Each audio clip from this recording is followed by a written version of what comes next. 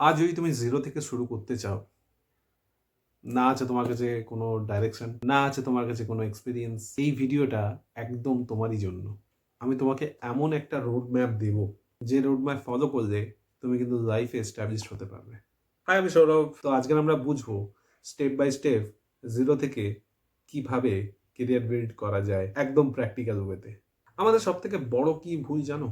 আমরা অন্যদের দেখে কেরিয়ার চুজ করি, কিন্তু তোমার প্রথম কাজ হলো তুমি কি পছন্দ করো, তুমি কি ভালো পারো, তুমি কিরকম লাইফস্টাইল চাও। তোমার কমিউনিকেশন যদি ভালো হয়, তুমি কিন্তু ভালো একজন সেলস পার্সন বা ভালো একজন এইচআর পার্সন হতে পারবে। তুমি অ্যানালিটিক্স পার্টে যদি ভালো হও, তুমি একজন ভালো ডেটা পার্সন, ভালো একজন ভালো আইটি পার্সন হতে পারবে।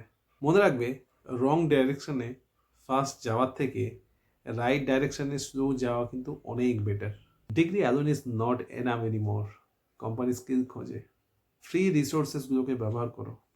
Google, YouTube, communication, basic Excel skill, এই জিনিসগুলোর উপরে কিন্তু ফোকাস করো। ডেলি 1 থেকে 2 ঘন্টা করে স্কিলে ইনভেস্ট করো।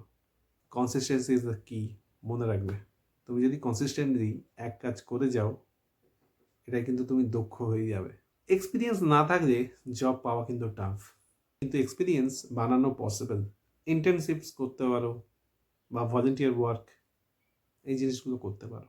ইনিশিয়ালি তুমি আনপেড ওয়ার্ক করো। রেজিউমেতে তোমার ইন্ডাস্ট্রিয়াল এক্সপোজার কিন্তু এইচআর চেক করবে। এগুলো যখনই তুমি দেখাবে, তোমার সিভি কিন্তু অন্যদের তুলনায় বেশি প্রায়োরিটাইজ হয়ে যাবে। লিঙ্কডইন ইউজ করো।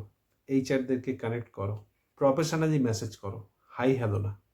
রিজেকশন আসবে, কিন্তু সেটাই সাকসেসের part. You will improve after every rejection. Learn from feedback.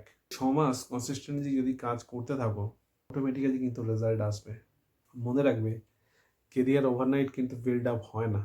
তোমার ডেলি এফর্ট তোমাকে নেক্সট লেভেলে নিয়ে যাবে।